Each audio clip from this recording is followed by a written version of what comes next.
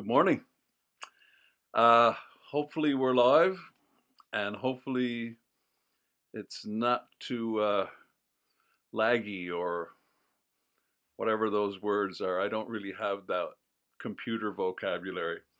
Anyway, good morning, and we're going to do some work and some reaction here this morning. I'm trying to figure out this software and try to get it to work.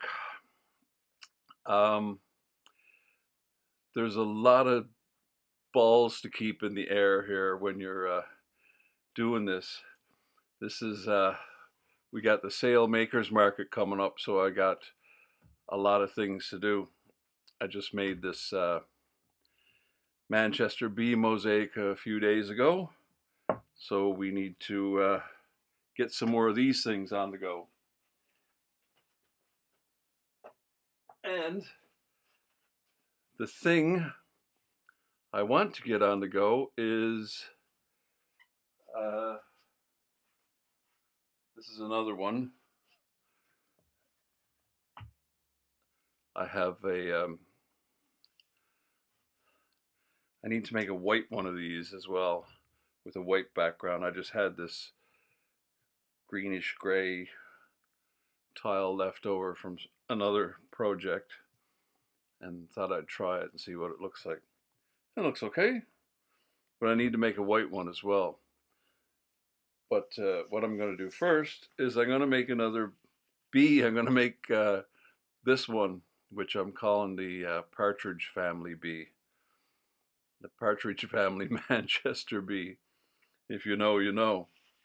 So that's what we're going to work on this morning. And we are also going to watch a video and react to a video. I tried reacting to the historic towns of Britain or something the other day, and there's a lot of copyright issues with that, so I have to figure that out. So we're going to watch one of my videos. Now, you may have seen this video and you may not. I live in a town called Sale, and we just got a new blue plaque. So this video is about the blue plaques of Sale. So I have to make a new one. So if you know where the blue plaques of Sale are, the new blue plaque of Sale is, leave a comment. And that's the kind of thing we can do here with this live streaming is I can look at the chat over here, and Jamie's saying, see you at the Makers Market. Hey, thank you. Love your videos. Wonderful, Jamie. I hope I will see you at the Makers Market. And we're going to have oh, there's the bin man. We're going to have a look at the blue plaques of Sale, and I'm going to work away because this is what I do every morning. I come down and I do some work on my mosaics and watch videos. And I figured I might as well do reaction videos while I'm watching videos. And I'd like to get some other videos like that historic town video I watched the other day. And there's an issue with it being live streamed, copyright issues for some reason. Anyway, I'll have to figure that out, and hopefully this is not too laggy and whatnot. So here's the video. Have you ever wondered what those blue plaques are for? Come on, let's check it out.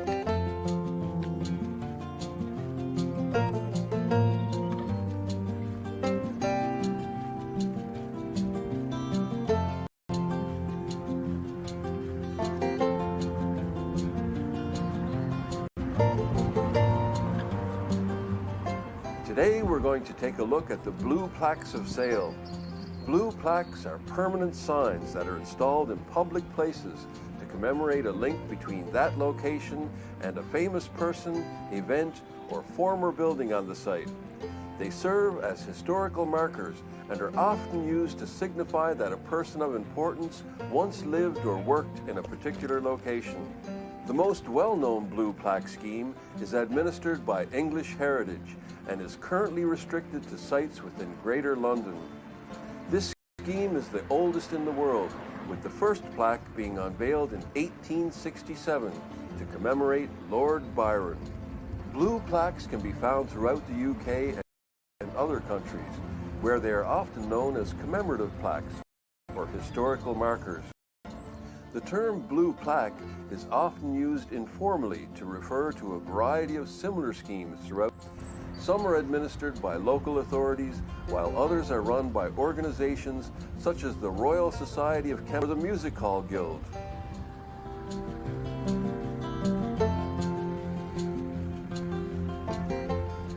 But not all blue plaques are blue. They're not all round, and they're not all English heritage. And our first one is one of those exceptions. It's a red plaque.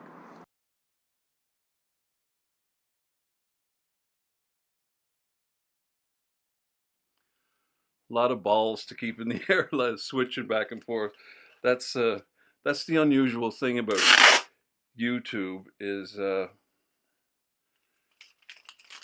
this was I worked in film and television for many years, and I did some work with the CBC, so I got to see CBC, if you don't know, is the Canadian Broadcasting Corporation, much like your BBC here.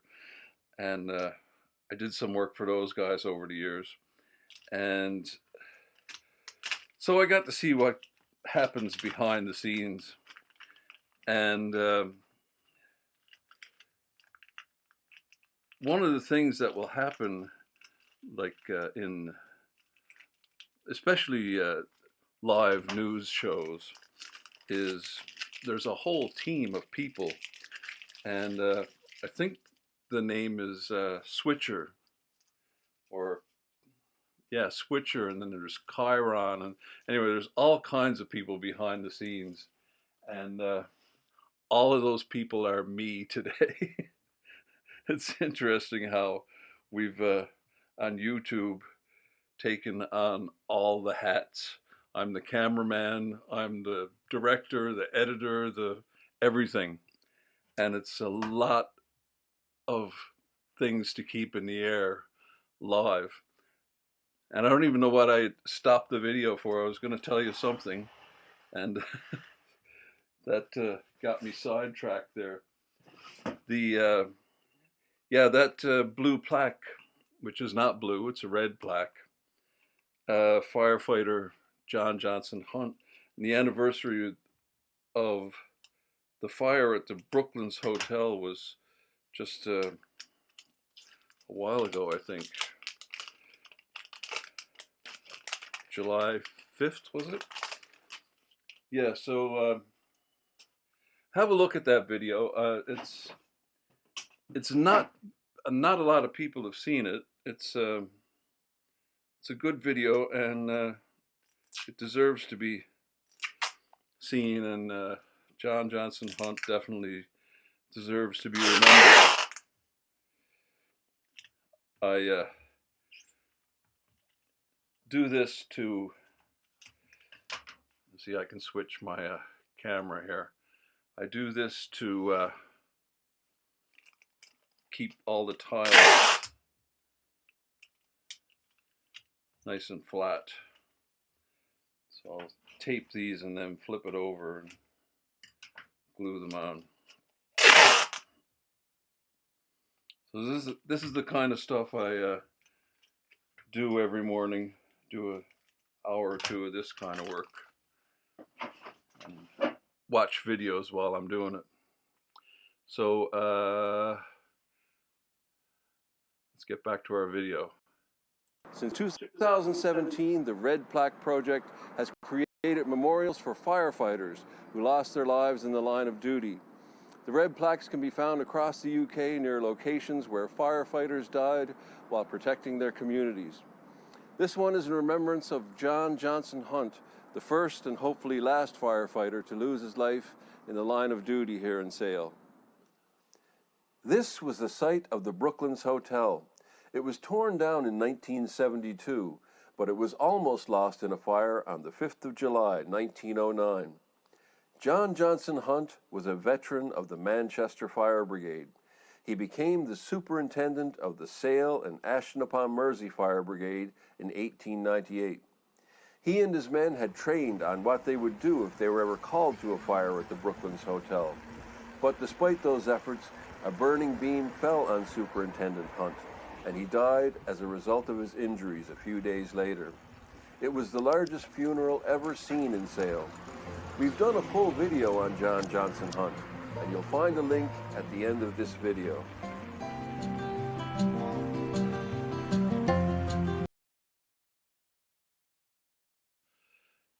There was a ceremony, it was a couple years ago, I don't remember what year it was. A couple years ago, the plaque was unveiled, and there was a ceremony for the unveiling, of course. And if you watch the video, one of John Johnson Hunt's great victories was a fire. He saved a guy from a fire in Manchester. He was the chief in Manchester. No, he wasn't the chief in Manchester. I don't remember. I'll have to check that one. You'll have to check it because I've forgotten that detail. I don't think he was the chief. He might have at some point been chief.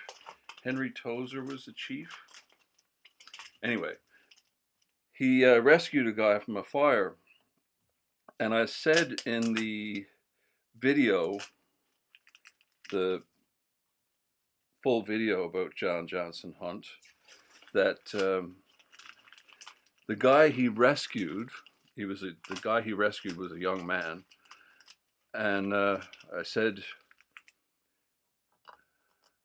I wonder if there's people out there, descendants of his, that wouldn't exist but for the bravery of John Johnson Hunt.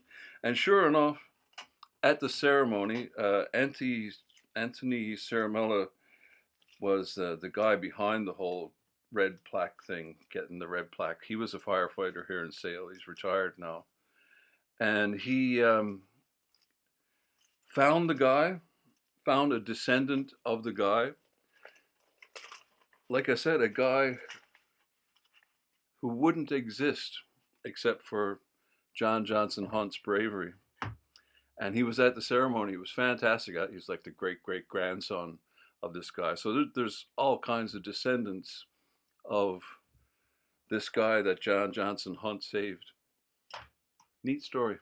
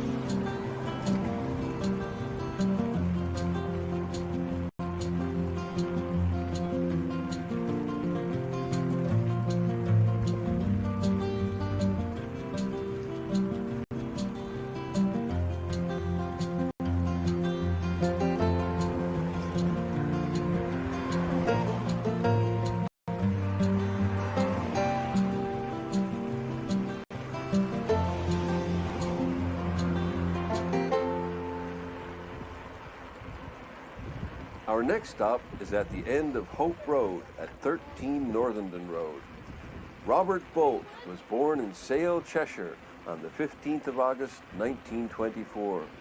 His first play was performed in London in 1958, and soon after this he established a reputation for himself with A Man for All Seasons, for which he won the New York Drama Critics Award in 1962. It was made into an Academy Award-winning film in 1966.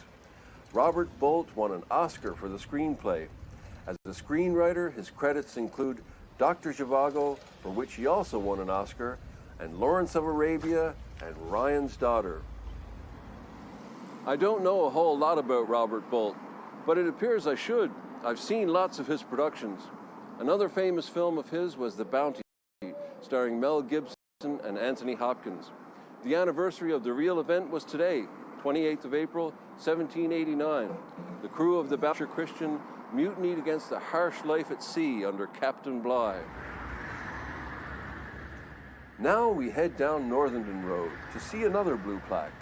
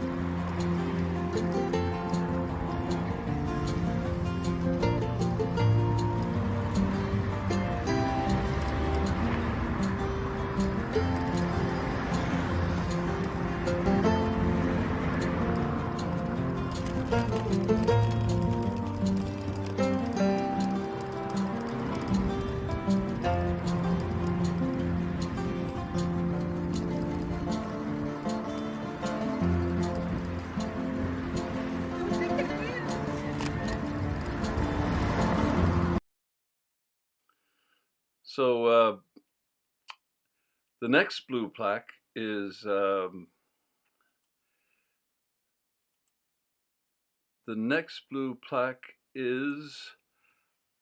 George Mottershead, and he was the founder of the Chester Zoo. And a little while ago, I found the giraffe. What is that? Something about posh accents and the word giraffe. If something about scoff, giraffe. My wife was telling me something about scarf rhyming with giraffe. I say giraffe, and so there's something about posh accents and scoff, giraffe. And she said,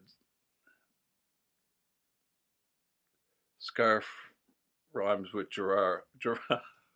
And I said, what, giraffe? Anyway, I don't know.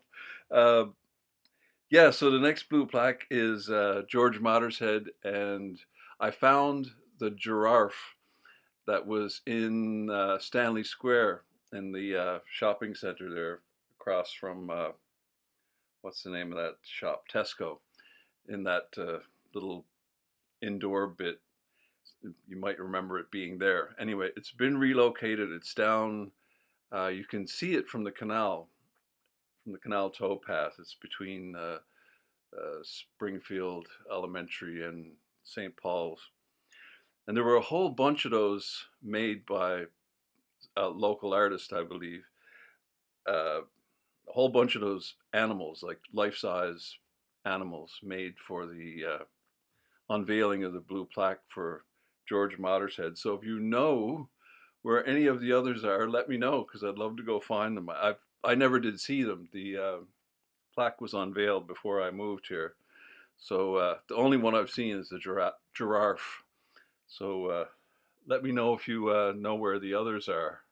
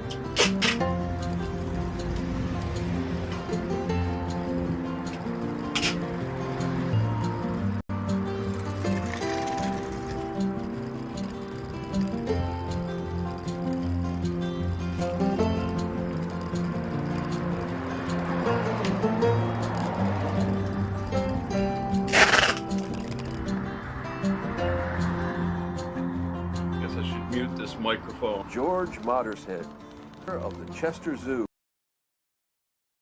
Salemore in 1894. In 1902, he was taken to the Bellevue Pleasure Ground Zoo in Manchester to celebrate the ending of the Boer War. He was so disturbed by the animals being kept in cages, he stated that when he grew up, he was going to open a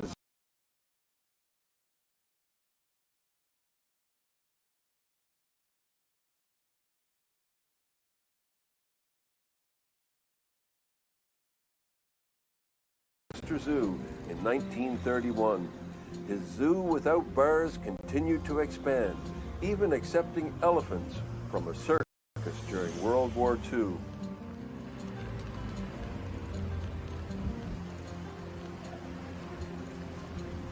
He was born at 33 Lindau Street, just over that away, but it's a small residential road, and it was decided his blue plaque would be better served here at 131 Northenden Road, Salemore Village. The family moved here during the winter of 1912-1913, above what was then Seymour Mead's grocery shop. It was here, aged just 18, that George opened his own school of physical culture, a man well ahead of his time. I guess this was the beginning of what we would now call bodybuilding.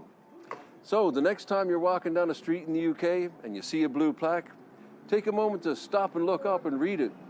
You never know what fascinating piece of history you might find.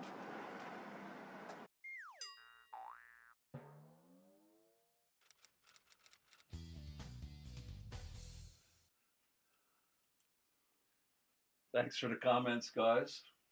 Uh, enough with the upwardly mobile posh.